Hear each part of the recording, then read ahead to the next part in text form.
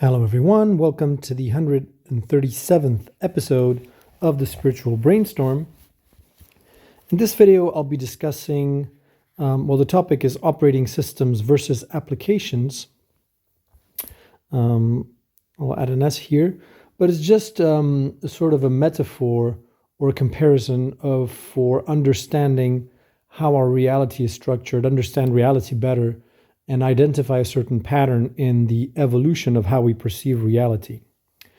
So let's get into the meat of today's content, or this episode's content. So basically, if you look at the evolution of how humans perceived or understood reality,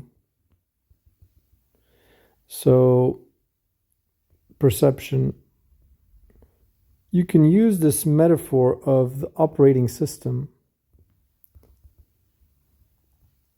and applications to sort of see that you go from one to the other. So basically, every time a group of humans think that they understand what reality is, they kind of think that they have understood, or they have tapped into the operating system. They think that they know it all. So even like an early tribe of shamans and whatever, they had their kind of, tribal belief system or whatever. And they always believe that it's an operating system, meaning that there's nothing above it, that it's the thing that runs everything, the system that runs reality. And then eventually they come into contact with other tribes that have a very kind of different reality. And then this tribe also thinks it has an operating system. And then you have a clash between the two. And then eventually what happens is someone formulates a theory or a new kind of worldview which transforms all of the previous operating systems into apps, into applications that can be run in this kind of overarching operating system. So this is an example here is monotheism. So monotheism is this kind of overarching operating system which says that all of the previous belief systems, the tribal or the pagan belief systems, these were all false gods, but you could also see them as gods that were kind of that there's like this one god, the Godhead, that is at the top of the pyramid of all gods and is the God of all gods.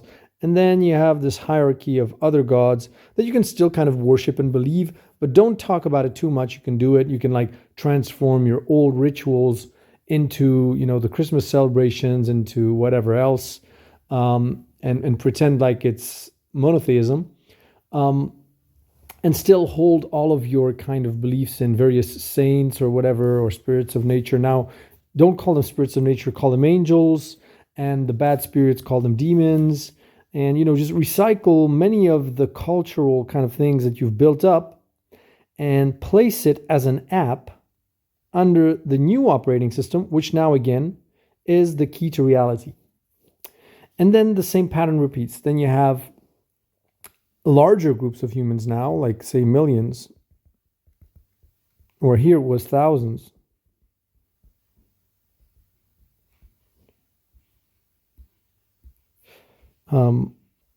But the same pattern repeats. So again, you have now, millions.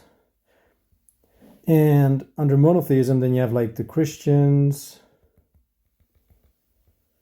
you have Islam, you have Protestant faith, and, Orthodox Catholics, and then it just goes on, and Shia and Sunni. And again, every single one of them thinks they are the operating system to understand reality. And then someone formulates a new kind of theory, which becomes the operating system, which transforms all of these into apps again that can be run inside the operating system. And that operating system is scientific materialism. Now, you may think that this is absurd because scientific materialism basically denies the existence of God or whatever. But a true scientist, and most scientists recognize this, say that there is no way to prove or disprove the existence of God. A real scientific approach will say, well, this is outside of empirical kind of study or methodology. You cannot prove or disprove the existence of God. And so most scientists just simply say that religions now become part of this sort of, not tolerated, but like they're part of culture, basically. They're part of psychology, beliefs. And what's nice is that they're tolerated inside a scientific-based society, where before, if you had a society based on Christian faith, and especially very hard stance Christians, then they would be hunting any competing belief systems. Hence all the wars between the Protestant faith and the Christian faith. And the same between the Sunni and the Shiite. I mean, you cannot have a government that is one and that is not going to be against the other. And it's very difficult and very rare in that sense, because they're competing. They're like two operating systems competing against each other. But if you have people that are like agnostic or atheist and that like don't meddle in these things, they don't see religion as a threat anymore. They see it as a kind of an unusual app that they wouldn't install on their operating system, but that you can run in it inside it if you want to. And you have many examples of scientists that were believers, that were of Christian faith or of Islamic faith, and it didn't pose any problems.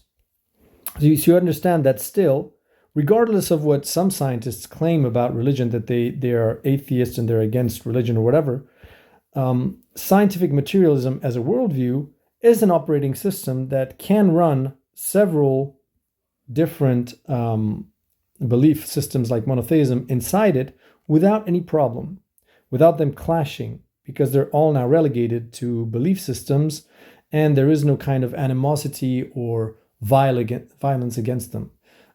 Typically, I mean, you have the separation between the church and the state, which is what kind of cements the delineation between what is science, what isn't science, and limits the power or the influence of religion over society in terms of the political power.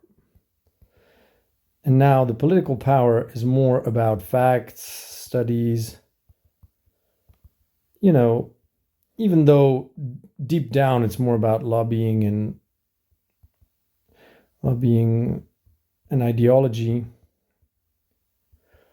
But, it's the same with everything. Just like in the past, when you had governments that were based on religion, they would say it was based on the word of God. But in reality, it was more about like personal kind of relationships and favors and whatever. They would justify it using or interpreting this or that verse. But we all know that the church and people that were religious had their own personal agendas that they disguised with the veil or the cloak of the dominating sort of belief system or paradigm or the app or operating system. And the same happens today. I mean, people disguise their personal agendas under the cloak of scientific materialism. And nowadays, you have exactly the same thing again happening. So you have, this is like, let's say, tribal superstition, belief systems which can create coherence amongst thousands of humans, and then they become part of an operating system that is monotheism here, which can federate thousands of humans. This can federate millions of humans. And then now you have competing monotheisms here, like Christian beliefs, Islam, and so forth. And that becomes federated under science. And then under the science materialism, then that also splinters into several different worldviews. Like you'd have the people that subscribe to the multiverse kind of thing, the ones that are still with the Big Bang narrative and dark matter and stuff. Then you have like the string theory people. And then you have the people that are all about like consciousness, studying consciousness as being fundamental in the universe and all that that implies, and all the quantum quirks, quantum weirdos. And again, in this space, you typically have always people that believe, like Chris Lagan, CTMU, any model that basically is in competition with other models that says, I hold the ultimate truth. My model is the truth and the other ones are illusions, are under the same kind of spell as any other prevailing logic. What is here is something that can federate or run all of the other worldviews as apps inside of it. So this is an operating system which makes all of these compatible with each other. And that's what we're experiencing today, and that is what's necessary today as a society, is to look at all of these. You also have here the Resonance Academy of Nassim Haramein.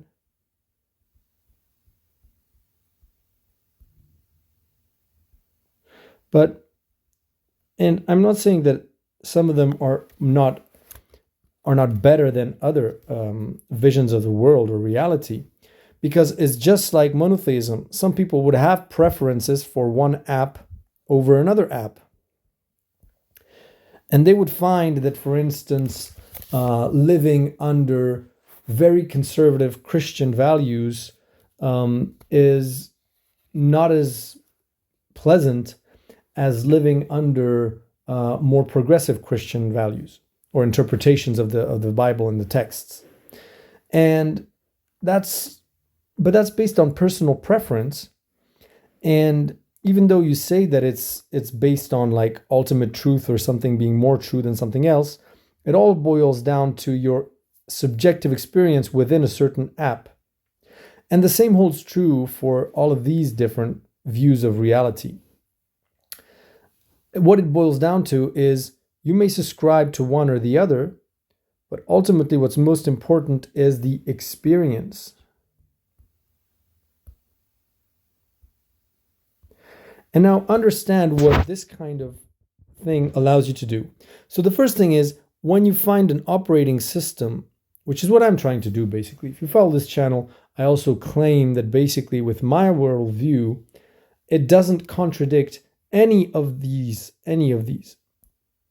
All of them can be possible with the kind of worldview that I'm present.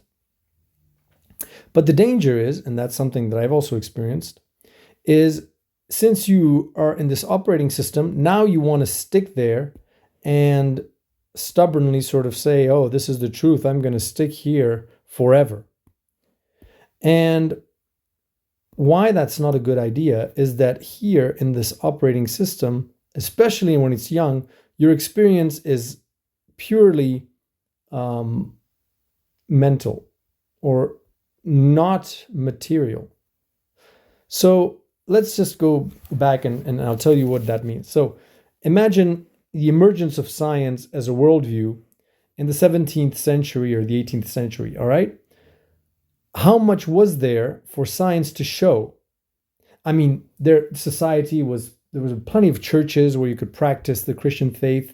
There were plenty of events and manifestations and real things that materialized physically from monotheism that left its traces on society as far as cultural heritage, belief systems, behaviors, rituals. I mean, your whole society was structured around that. But when science emerged, there was nothing. It was just a big void. You had all of these ideas in your head about what it meant to be a scientific and your new worldview, but in reality, in physicality, there was almost no way to live in a scientific way. Today, we think that this would be absurd, obviously, because now if you look around you, you have so many manifestations of science everywhere. You have all of your electronic equipment, all of the way you build your homes, your phone. You just go into any kind of shop and you'll see what science has done, scientific materialism has done to transform our reality to be able to experience life through a scientific kind of lens. All the mass consumerism, all of that, the industrial society is built on scientific materialism to support it. But in the very beginning, there was no scientific church in a way. I mean, there was no universities that you could go to study upon science and then pick your field, pick your specialization or whatever. It was just a giant kind of unexplored field, which could actually be extremely daunting. And the same is true here. Like if you're in this kind of operating system vibe, which I have been for some years now, well, you almost feel like it's empty, like there's nothing there. Like it's just, besides the apps that are running inside of it, the operating system, you cannot kind of get to the contours of it and experience it. And it's extremely frustrating. And what happens over time is that you start picking sub parts of that operating system to focus your attention on. And within science, some people specialized in what they call now chemistry, some people specialized in physics, some people specialized in biology. All of these fields are a way of focusing your attention on a specific part of that operating system and bringing the insight that you found in that, exploring that little part, into physicality through new medicines, new medical techniques, new ways of producing new molecules via chemical reactions, or via manipulating fundamental reality by influencing atoms, like producing nuclear energy. Just plenty of different things. And that's very difficult to do in the beginning. And there is always this kind of period of unease here, when you are in this transition where all of these are recognized as apps now, and you see that there's an overarching operating system that is starting to appear, and you want to go here because obviously this, from the point of view of the human, is very attractive to be in this space right here, because you're viewed as kind of this visionary or whatever, this person that is more advanced, because you see this as a hierarchy.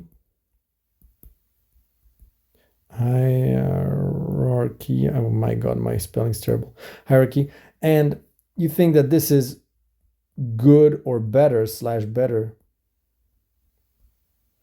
than being here. But nothing could be further from the truth. I mean, ultimately, this is all about, there's like a general kind of evolutionary drive here.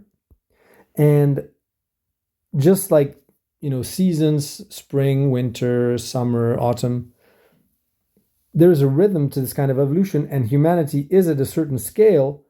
And if you want to jump the gun and be higher than this kind of timing or evolutionary pattern, you'll be actually thought of as being crazy, and your experience will not be very enjoyable because there'll be nothing, you'll have no material way of experiencing all of the things and insights that you have that are purely in your mind. So typically it's like this brilliant scientist that would emerge in the 17th century, and he'd start talking about relativity, time being distorted, blah, blah, blah, blah, blah. When people will just think they're crazy, and his experience will not be very enjoyable.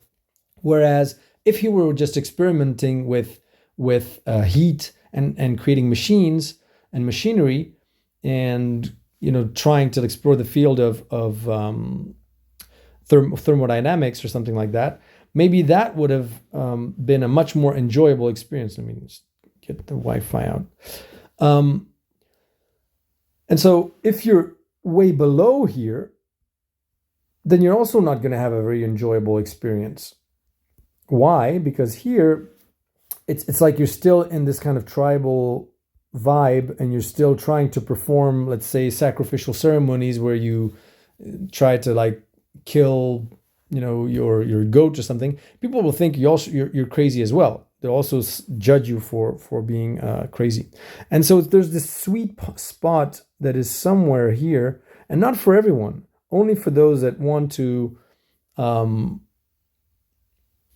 don't know, so let's say be on the cutting edge of the evolution of society. And that's a choice, and it's not better or worse than being anything else. Some people need to, it's like a house, like there is no place in the house that is better than another. Like the foundations are just as important as the roof, and every human in this sense that is part of this evolutionary drive of the whole society evolving and humans as a collective evolving past all of these different worldviews and paradigms,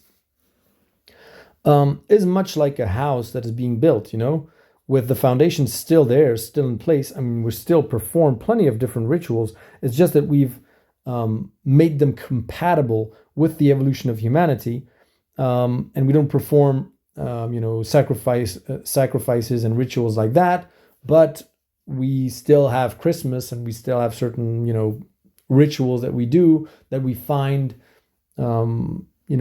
create social bonds, or that are good for bonding and creating this kind of shared collective experience of community, of family, and all that stuff. And the same for monotheism. We still sort of pray when somebody is ill. We're sending them good vibes by sending them by wishing them to get well. I mean, we know from, if you look at purely from a scientific point of view, they would say that it serves no purpose to say, oh, I wish that your mother gets well, and I'll send my prayers to her. It serves no purpose, because there's no physical or cause and effect kind of impact on the health of the person. But we still do it. And of course, obviously, if you've watched this channel, I believe that there is an impact, but nevertheless, you understand that we keep plenty of these things, just like when you build a building, you keep the different floors. It's just that the floors, maybe now you evolve, you shape them a little bit differently, you convert them, you redecorate them, depending on how this building is growing.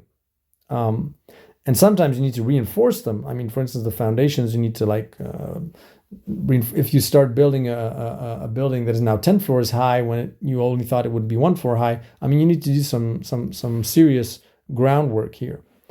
And so yeah, that's like an interesting model for understanding the evolution of humanity in the way we view the world, is this distinction between applications and operating system, and creating operating systems which are always larger and larger, and which can run more and more applications. You can have like apps within apps within apps within apps. Let's put it that way. So like these apps can be run from science, and then science can be run from this new kind of operating system, which I don't really have a name for. And then that operating system obviously will just be another app in a larger operating system. And you could think of the other competing ones, to me, from my point of view, as extraterrestrials and their worldview.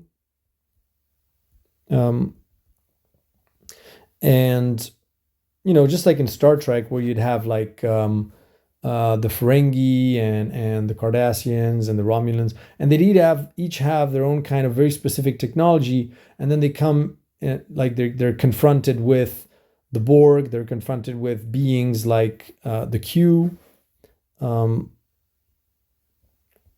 which have mind-bending powers in terms of their impact on reality. And then all of these ways of viewing the world become apps in something even that's overarching, an overarching operating system that makes them compatible. And it's this whole thing of being inclusive. There's this inclusive logic of operating systems and apps. Even if it's not inclusive to the point where you keep everything as is, everything keeps evolving. But there is this idea of not rejecting anything and keeping everything sort of compatible, and not this idea of trying to get rid of anything specifically. So just like science, for instance, and ethics and modern ethics, they wouldn't be against a particular religion, but they'll still say, if you do human sacrifices, you'll be punished. If you perform, and like this is one of the battles, for instance, if you perform excisions on, like female genital parts, that's something that is no longer tolerated, even though you may have all kinds of weird, belief systems and cultural heritage and whatever traditions, with that kind of practice. This is no longer tolerated, so please update your app to the latest version to make it compatible with, the advancement of society as a whole, and stop doing that. And the same, will hold true in the future. And then obviously the last thing I wanted to say is that all of this is subservient to experience. So again, now this level here can federate billions of humans. Science can federate billions of humans. And then comes a point where this operating system, to me, is when humanity forms a global collective organism. Like the planet becoming self-aware in a way. And all of these different belief systems that are below would be like different zones inside the brain of the planet, you could say. Like a human sort of network here, that would be like each human would be like a neuron, and this would be like the brain that would federate all of that. And that would kind of create a coherent belief system for the whole planet that can sort of create a coherent experience or an agreeable experience for all of humanity. Now, I invite you to watch the video that I called Psychic Skin, because I think that one goes a lot deeper in understanding what we're still missing in order to form a global collective organism as humanity, where each human is but a cell and sort of something bigger. Because ultimately, and that's what I discuss in Psychic Skin, is that this idea of inside and outside, the distinction between what's happening inside your body and what's happening outside of your body. Now, your skin, from the point of view of a human, can be thought of as a kind of a barrier which converts outside experiences into inner experiences. Outside experiences which you perceive from a human point of view in a certain way, which are quite abstract sometimes. For instance, when you get hit by a hammer, it takes a certain form for your consciousness, but then that experience gets converted to a biological reality where your cells do not experience that event in the same way that you'd experience it. But you understand that your skin is this universal kind of translator of outside experiences that take an inward form, which is biological form. Now apply that same logic to humanity. Think of humanity like this planet, and the magnetic the magnetic field as the skin of humanity, so quote unquote, or of this planet. And there's an outside reality which we wouldn't be able to understand, just like ourselves wouldn't be able to understand what's happening outside of our bodies. And all of the things that happen there take on a form which the human cells on the inside can understand. But their belief systems, which is, string theory or Big Bang or monotheism, are like filtering mechanisms, like a skin, which converts those outside events into an internal event that humans can experience. So let's say the Black Plague is experienced as a punishment from God if it goes through the filtering or the skin of humanity when we believe in monotheism still. The same event is experienced as a disease that you can get rid of via modern medicine if you now apply the skin of science on top of it. But the problem is, this is not a skin that is fully formed because it has patches and holes in it.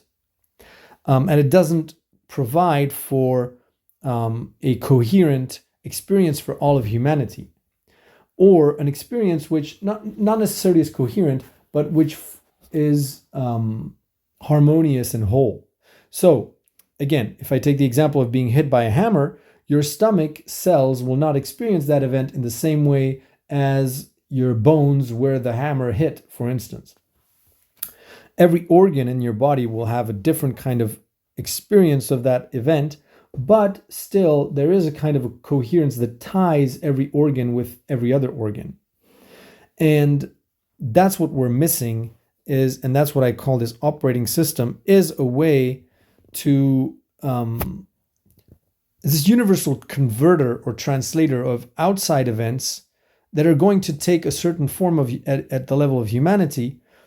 And now people will have the conscious awareness and choice of experiencing it differently depending on where they are, but nevertheless they understand that it is a sort of a global, the same event, that is the same event that is happening. So they are aware of this operating system level, and then they choose to experience these outward events via different lenses, or different being in different parts of this, in different apps, you could say, based on their preference. And apps basically can be part of this operating system. And that's what we're missing still. So I hope you found this interesting. If you have any comments, feel free to ask. And don't forget to share, like, subscribe, the whole thing. And I'll talk to you in the next video.